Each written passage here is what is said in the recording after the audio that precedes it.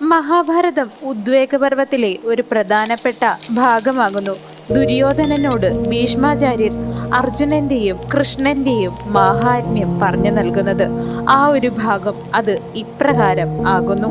നിറഞ്ഞ സഭയിൽ ഭീഷ്മാചാര്യർ ദുര്യോധനനോട് ഇപ്രകാരം പറഞ്ഞു: ദുര്യോധന, പണ്ട് ബൃഹസ്പതി, ശുക്രൻ, മഹേന്ദ്രന്മാരോടുകൂടി മരുത്തുകൾ, അഗ്നിയോടുകൂടി വസുക്കൾ, ആദിത്യന്മാർ, സാധ്യന്മാർ, സപ്തഋഷികൾ, ഗന്ധർവന്മാർ, അപ്സരസുകൾ എന്നിവർ ലോകവൃദ്ധ പിതാമഹനായ ബ്രഹ്മാവിന്റെ ചുറ്റും നിന്ന് കുമ്പിട്ട് ഉപാസിക്കുന്ന സമയത്ത് തങ്ങളുടെ മനസ്സും തേജസ്സും ഓജസ്സിൽ അടക്കിക്കൊണ്ടവർ അതിക്രമിച്ച് പൂർവ്വദേവന്മാരായ നരനാരായണന്മാർ ആ വഴിക്ക് കടന്നുപോയതായി കണ്ടു.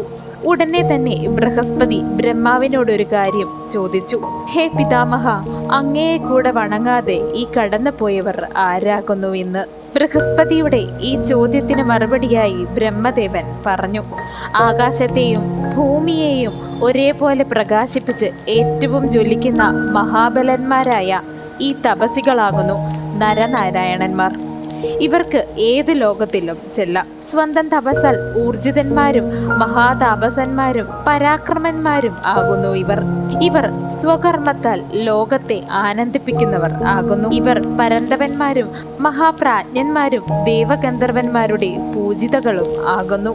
ഇവർ അസുരഥം, സനാർത്ഥം എന്നിവ രണ്ടായി പിരിഞ്ഞു നിൽക്കുന്നവർ ആകുന്നു. ബ്രഹ്മാവ് ഇപ്രകാരം പറയുന്നത് കേട്ടപ്പോൾ അവർ തപസ് ചെയ്യുന്നിടത്തേക്ക് ബൃഹസ്പതിയെ പുരസ്കരിച്ച് സർവ്വദേവന്മാരോടുകൂടിയും അയച്ചു ബ്രഹ്മദേവൻ.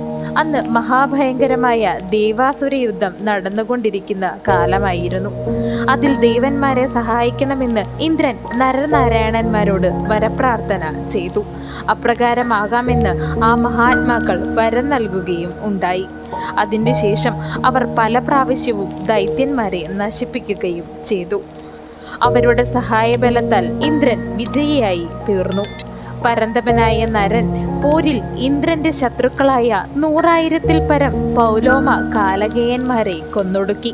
അവർ ചുറ്റിക്കൊണ്ടിരുന്ന രഥത്തിൽ നിന്നും നരൻ തന്നെ വിഴുങ്ങുവാൻ വന്ന ജമ്പൻ എന്ന അസുരനെ തലയറുത്തുകൊണ്ട് വീഴ്ത്തി. അക്കരയിൽ ചെന്ന് ഹിരണ്യപുരം തകർത്തു കളഞ്ഞു.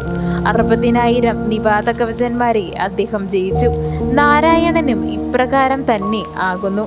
ബഹുസഹസ്രം ദൈത്യന്മാരെ അദ്ദേഹം വധിച്ചിട്ടുണ്ട്. ഈ മഹാവീരന്മാരാകുന്നു വാസുദേവാർജുനന്മാർ എന്ന് നീ മനസ്സിലാക്കണം.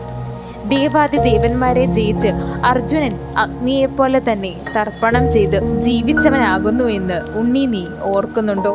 അർജുനൻ നരനും കൃഷ്ണൻ നാരായണനും ആകുന്നു.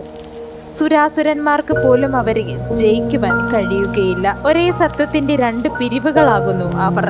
ധർമ്മം കൊണ്ടവർ അക്ഷലോകങ്ങൾ നേടിയിരിക്കുന്നു. അവരുടെ കർത്തവ്യം യുദ്ധമാകുന്നു. ഇവർ അക്ഷലോകങ്ങളിൽ കർമ്മം കൊണ്ട് നേടിയവർ ആകുന്നു. ഇവർ യുദ്ധകാലത്ത് അതാതിടത്ത് വീണ്ടും വീണ്ടും വന്ന് പിറക്കുമെന്നും യുദ്ധം ചെയ്യുമെന്നും നാരദ മഹർഷി പറയുന്നുണ്ട്. സനാതനന്മാരും മഹാത്മാക്കളുമായ കൃഷ്ണാർജുനന്മാർ ഒരേ രഥത്തിൽ സ്ഥിതി ചെയ്യുന്നു. ശംഖചക്ര ഗദാധാരിയാകുന്ന കൃഷ്ണൻ ശോഭിക്കുന്നതും അർജുനൻ അസ്ത്രങ്ങളെടുത്ത് പെരുമാറുന്നതും കാണുമ്പോൾ എൻ്റെ വാക്ക് ഉണ്ണി നീ ഓർക്കാതിരിക്കുകയില്ല. കൗരവന്മാർക്ക് നാശകാലം ആയിരിക്കുന്നു. എൻ്റെ ഈ വാക്ക് കേൾക്കാതിരുന്നാൽ അത് ഉറപ്പായും സംഭവിക്കും.